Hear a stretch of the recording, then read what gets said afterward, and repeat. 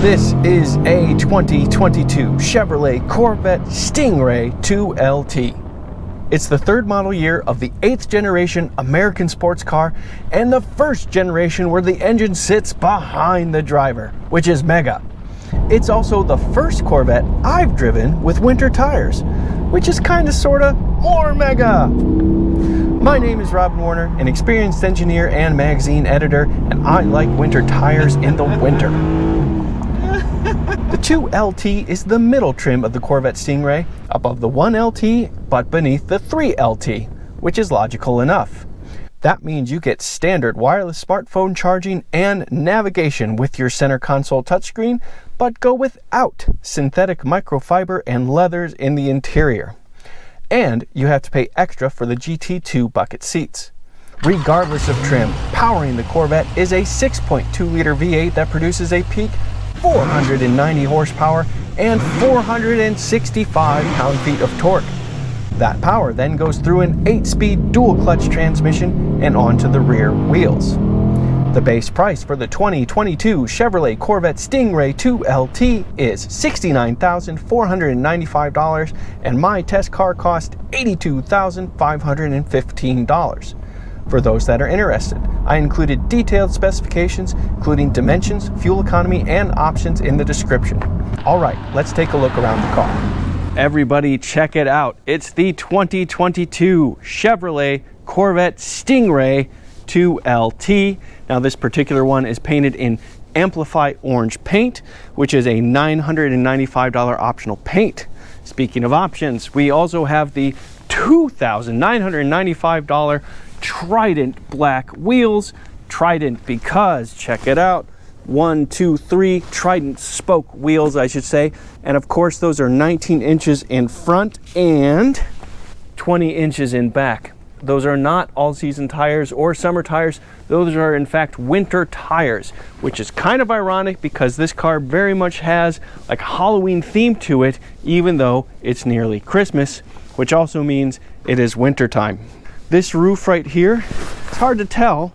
It's actually transparent, and I'll show you that once we're inside, and it's also removable, and I'll show you that once we're inside as well. Looking at the front, what you don't have under the hood is an engine, so what you do have is a much shorter hood, but it is very low to the ground. You know, we're just a few inches off the ground now because there's no engine to worry about housing, and it's shorter, it's more purposeful, it's very athletic, sporting, agile. You know, it conveys all these like mid-engine supercar kind of shapes and personas. It's all embodied in this car, except for the fact that you have the iconic Corvette logo right here. The headlights are very fancy looking, very sharp, very big. Look at this. And of course, they're also LED. We do have a front splitter down low, and just generally speaking, oh, and also some intercoolers on either side. Also, we've actually got a couple of cameras here and here, and I'll show you those once we get inside as well. All right, but because there's no engine in front, that means that, oh yeah, there's an engine back here, and it's really easy to tell because it is right there. Look at that beautiful, glorious 6.2-liter V8 hanging right out for everyone to see. And that is underneath a 3.2 millimeter thick piece of glass. If you're curious about specs, there's a good spec for you. Looking at the car in back, we've got quad tip exhaust pipes, and yes, those are definitely real right there. And in between that is this nice looking diffuser-esque shape. Now, how diffusery is it in real life? Probably not very, but it definitely looks the part. And we've got, you know, pretty familiar looking taillights, but very pretty, and a lot more scoops and flaps and general purposes going on. There's a lot more to show you, but let me start by opening up the hood and the trunk. So why am I walking towards the front door and opening the front door if I'm going to look at cargo areas? Well, because both of them are right here, front, back, and I'll let you decide which one you want to call the hood and which one you want to call the trunk. Traditionally, the hood's in front, but underneath here is nothing but a bit of cargo area. You can probably fit a carry-on bag, something like that in here. You do have this glow-in-the-dark child safety removal thing, and some power right there. And you also have this lovely little cargo net to help hold things in place, storage pouches, things like that. Also, since we have this open, windshield washer fluid goes here.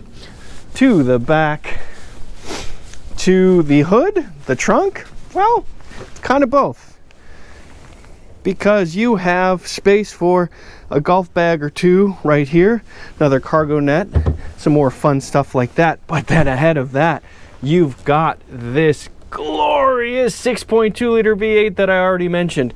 Now, this particular Corvette has the engine appearance package, which includes these pieces of carbon fiber on either side, which you can see through the window, and some LED lights to illuminate the engine compartment even at night, which is pretty cool. Let's go ahead and look inside.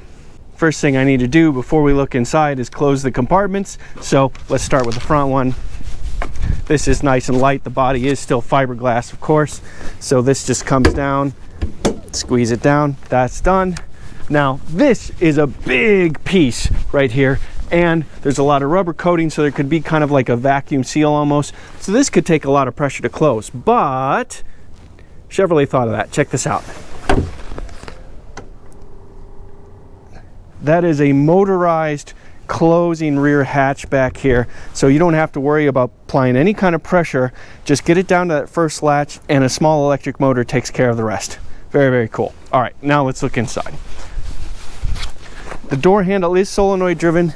There's a button underneath this plastic piece right here. Of course, you got this nice little Stingray kick plate right here on the door. Pretty typical stuff. Seat memory, power windows, side view mirror operation. These are power folding mirrors. We do have a Bose sound system, and Bose likes to make sure you know that. Those are those front and rear hatch openings I showed you already. We do have the pretty typical seat adjustments right here, but these are upgraded GT2 seats, and as you can see, they have a nice sporty look to them. Very big upper and nice size lower bolsters as well to hold you in place really, really well. And then of course you got fore aft and seat back adjustment, as well as some good lumbar support options here. Here's some adjustments for the heads up display, information, and the brightness of the instrument cluster screen, and then also tilt and telescoping on the steering wheel. Before I sit down, I want to show you these nice orange seat belts. They are not free. That is a $395 option, and something tells me that Chevrolet learned that trick from Porsche. Getting in, we've kind of got this like TIE Fighter shaped steering wheel, 2 spokes. Of course, we got shift paddles right here, upshift on the right, downshift on the left. We've got adjustments for the cruise control right here, some more adjustments here for the instrument cluster screen, and some other adjustments here. Yes, we have a heated steering wheel, and yes, I like that very much in Michigan in December. We also have push button start, and let's go ahead and start.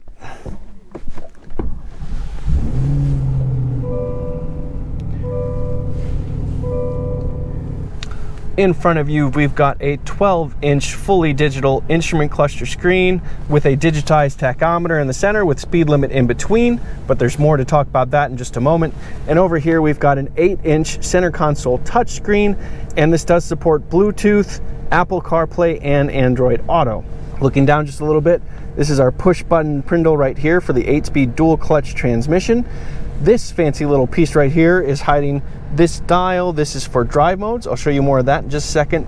But these buttons right here are pretty interesting. This is your stability control on and off. This is the front axle lift system. So this particular Corvette has the $2,260 optional front axle lift system, and this can raise the front axle of the car up by about 2 inches in less than 3 seconds. So really quick, pressing the button,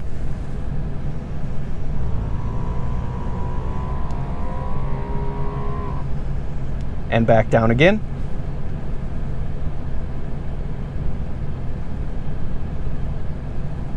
Quite cool. And then right next to that, this is the button to see the front of the car, the front bumper of the car. So I'll go up to this screen right here, hit that button. There is the very front of the car. You can see the bottom of the nose right there. This camera is super helpful. to have a clear understanding of exactly where the front of the car is, that's super useful. And of course, that's in addition to the rear facing camera as well. So you probably hear the HVAC fans going pretty loudly. It is cold here today, but all of that is controlled in this strip right here. So we've very much got it like a cocooning kind of cockpit.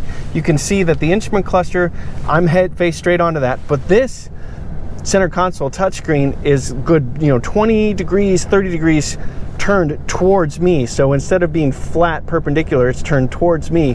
And then going down here is this row of options, and this is mainly HVAC controls. It's a dual climate control system. I have it set at 72 degrees. I have heated seats, cooled seats. I can synchronize the two systems, then fan options and all that kind of stuff all the way down here. And these are the heated and cooled seats for the passenger over there. We've got two cup holders, and of course we've got some storage right here. We have USB connections and an auxiliary port right there. Here's where your hazard lights and OnStar and those kinds of things are. But looking up, you can see how transparent this piece is, and removing it is done with these handles right there and there. I am not going to remove it because it is cold. Drive modes. We have 6 different drive modes in this car. We are currently in touring. Just switch to sport and you can see the instrument cluster changes. I now have a G-force meter right here and oil temperature right there. And then I can go to track, switches again. You have speed a little bit more clearly. Here's your Prindle. And now the tachometer is a horizontal bar across here. And you've got oil pressure and temperatures right there, as well as tire pressures. So if you start back at touring, you can go the other way and get My Mode, which is your own personal settings. You can adjust that however you want, or weather, cold weather settings, that kind of thing. Or there's actually a 6th driver mode, but you don't get it from the dial here. It's the Z mode right here on the steering wheel. So I press that, and now I'm in Z mode, and that's another personalized setting for you that gives you quick access to more performance setting without fussing with any dials or anything like that. To set up Z mode and My Mode drive modes, you go to the center console screen, you start at home, you go to settings, go to vehicle, and then drive mode customization. And you can see here I can choose Z mode or My Mode right here. We'll go to Z mode, and you can see I can adjust the steering, the suspension, the engine shift, brake feel, and engine sound. And that's true of My Mode as well. And you can see where it's set. This does have magnetic ride control shocks, so you can adjust the shocks. You can adjust how stiff the brakes feel, steering weight, all those types of things. I like heavy steering, so I'm gonna set that up right there. But I like a slower engine, so I'm gonna set that to Tour. Say okay to that. And then brake feel, I like a good stiff pedal as well. And engine sound, of course, always loud. So this is my Z mode configuration that I'll have set up. For My Mode, I think that's just fine the way it is. And to be honest with you, I spent a lot of time in sport mode and I was pretty darn happy there. So anyway, we're talking about drive modes. We gotta go for a drive.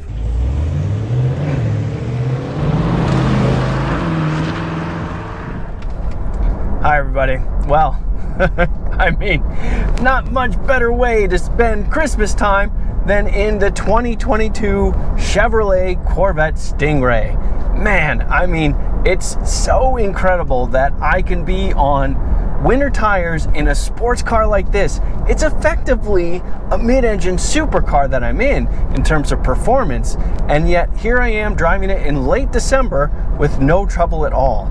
To be honest, I'd be just as happy to drive this car any time of the year, maybe even a little bit more in the summer when it's warm and I can have summer tires. I wanted to actually start with a fun fact. Did you know that this 8th generation Corvette is smaller than the latest 11th generation Honda Civic? That's right. In both wheelbase and overall length, the Honda Civic sedan is longer by more than 1.5 inches, 184 inches versus just 182.3 inches here. And in wheelbase, this rides on a 107.2 inch wheelbase. The Honda Civic rides on a 107.7 inch wheelbase. How about that? But perhaps you want a slightly more appropriate comparison, and yes, this is in fact bigger than the McLaren 720S.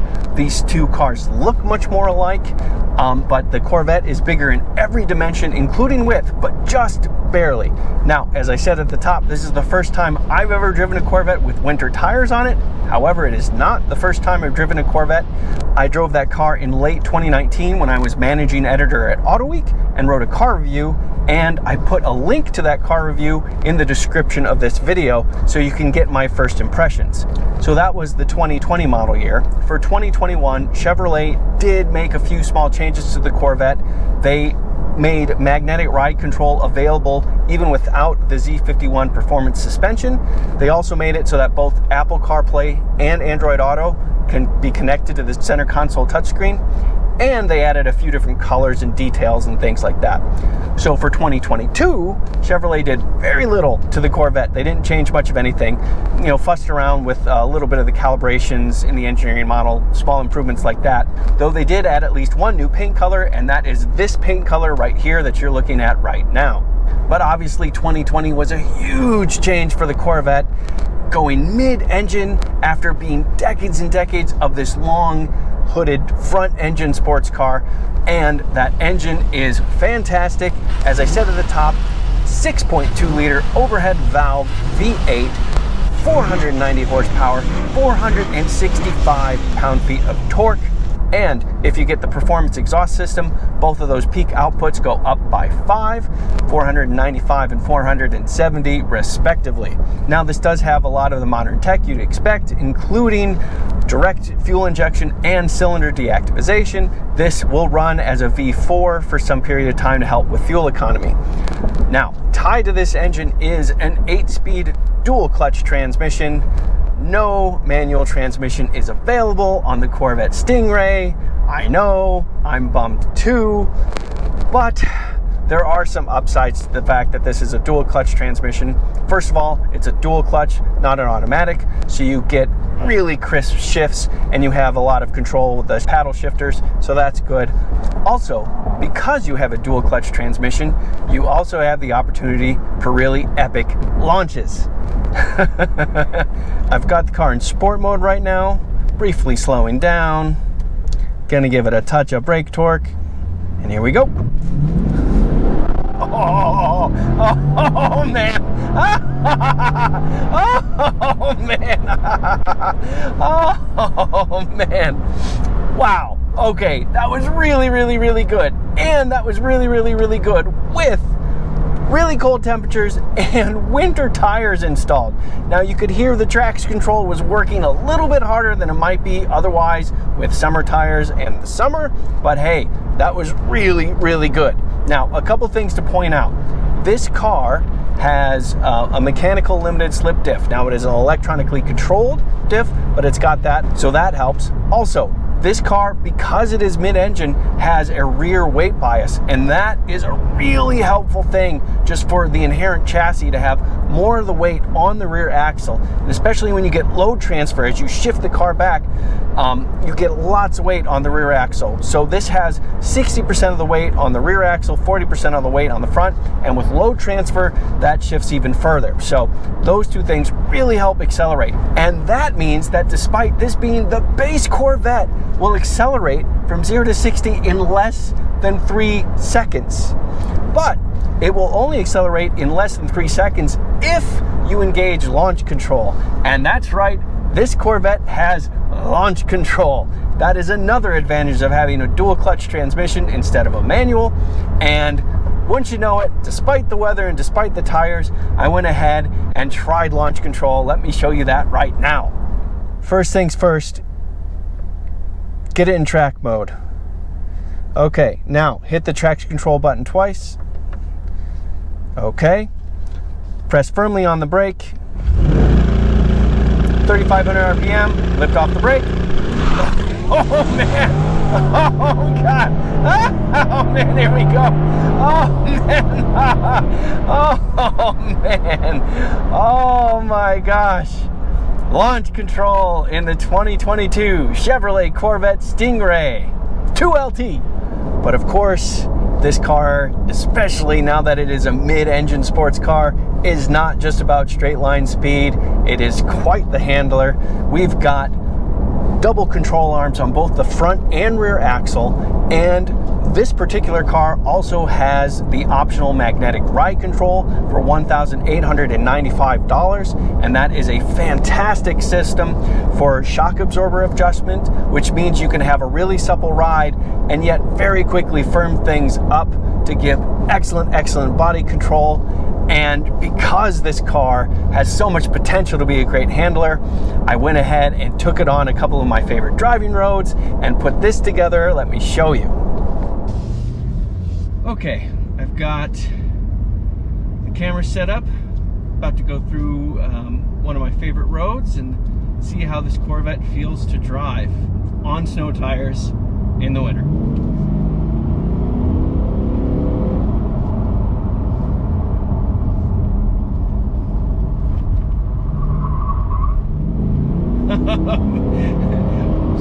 .95 G's in the winter. Yeah, I love the feel of mid-engine cars.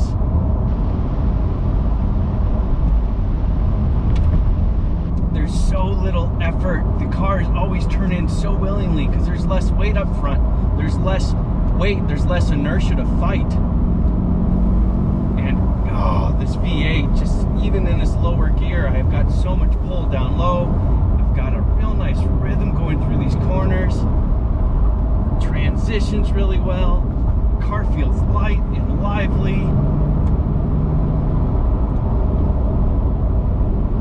Man, yeah, going over some whoops and yeah, no problem. The car feels very planted. The rear end feels stable.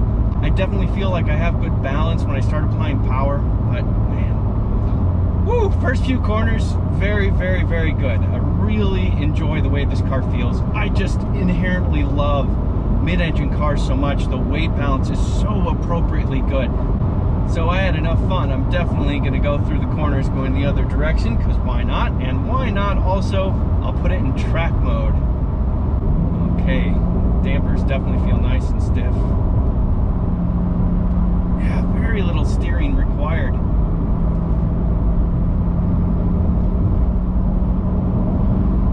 Real nice flow.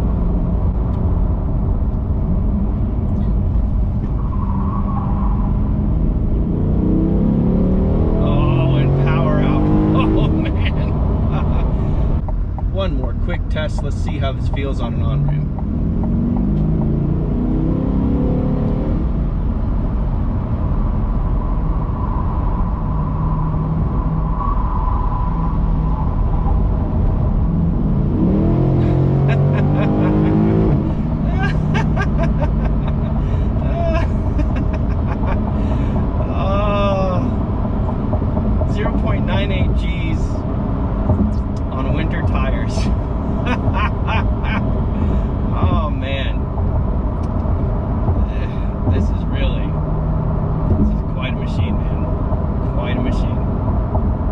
Right? I mean, just incredible how good this car feels, how natural it feels, and how much it feels just like any other mid-engine exotic sports car, and yet has a price tag well south of $100,000. Still expensive, don't get me wrong, still very expensive, but so much less expensive than the other cars that are configured this way.